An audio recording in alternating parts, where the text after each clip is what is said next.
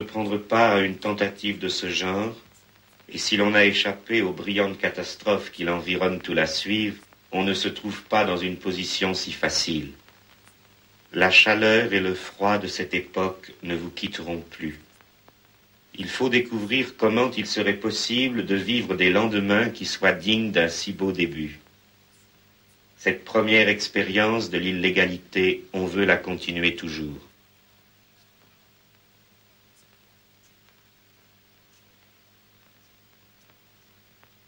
Voilà comment s'est embrasée peu à peu une nouvelle époque d'incendie, dont aucun de ceux qui vivent en ce moment ne verra la fin. L'obéissance est morte. Il est admirable de constater que les troubles qui sont venus d'un lieu infime et éphémère ont finalement ébranlé l'ordre du monde. On n'ébranlerait jamais rien par de tels procédés si l'on avait affaire à une société harmonieuse et qui saurait gérer sa puissance. Mais la nôtre, on le sait maintenant, était tout le contraire. Quant à moi, je n'ai jamais rien regretté de ce que j'ai fait, et j'avoue que je suis encore complètement incapable d'imaginer ce que j'aurais pu faire d'autre, étant ce que je suis.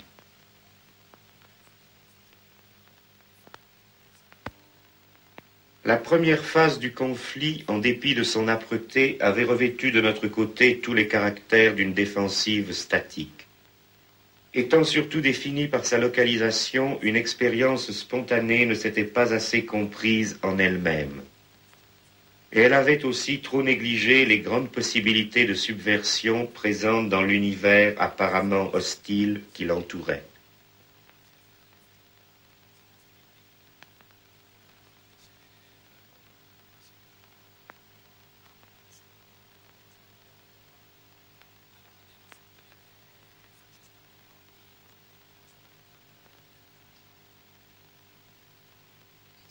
Alors que l'on voyait notre défense submergée et déjà quelques courages faiblir, nous fûmes quelques-uns à penser qu'il faudrait sans doute continuer en nous plaçant dans la perspective de l'offensive.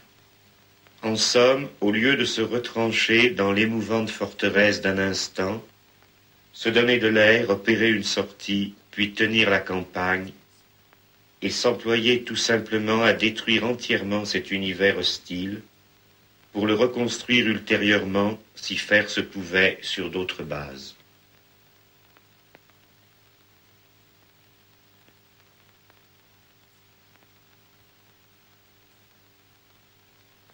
Il y avait eu des précédents, mais ils étaient alors oubliés.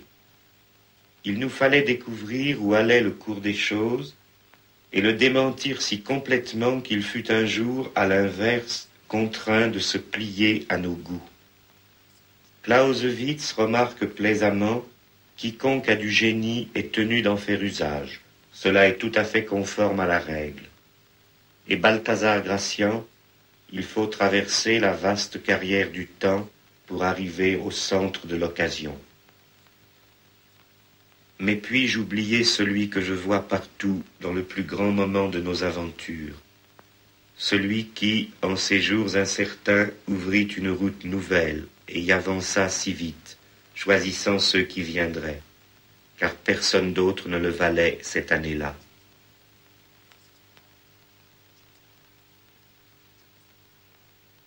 On eût dit qu'en regardant seulement la ville et la vie, il les changeait.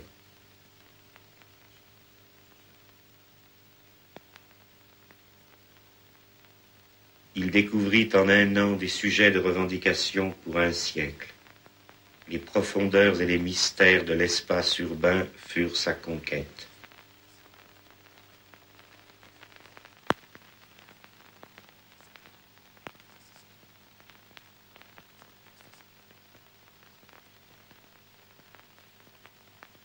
Les pouvoirs actuels, avec leurs pauvres informations falsifiées, qui les égarent eux-mêmes presque autant qu'elle étourdit leurs administrés, n'ont pas pu encore mesurer ce que leur a coûté le passage rapide de cet homme.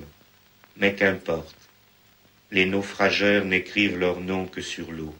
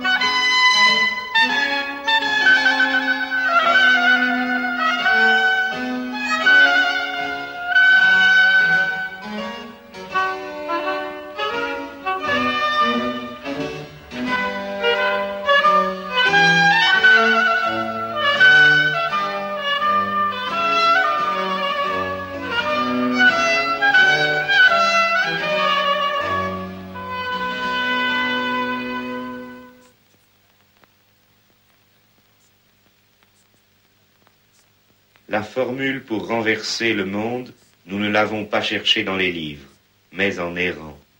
C'était une dérive à grande journée, où rien ne ressemblait à la veille et qui ne s'arrêtait jamais.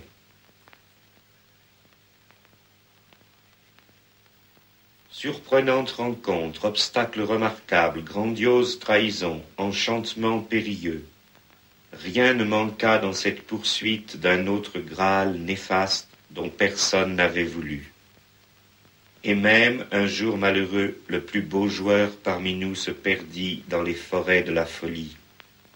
Il n'y a pas de folie plus grande que l'organisation présente de la vie.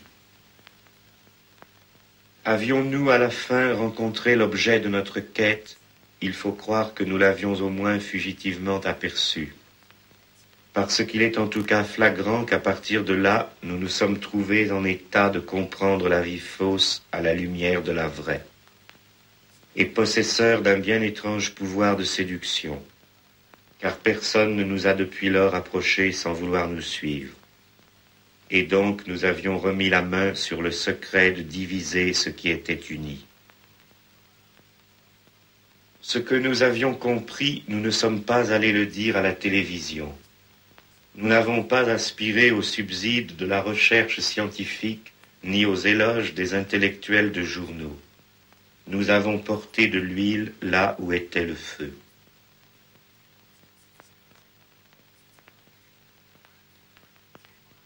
C'est ainsi que nous nous sommes engagés définitivement dans le parti du diable, c'est-à-dire de ce mal historique qui mène à leur destruction les conditions existantes, dans le mauvais côté qui fait l'histoire en ruinant toute satisfaction établie.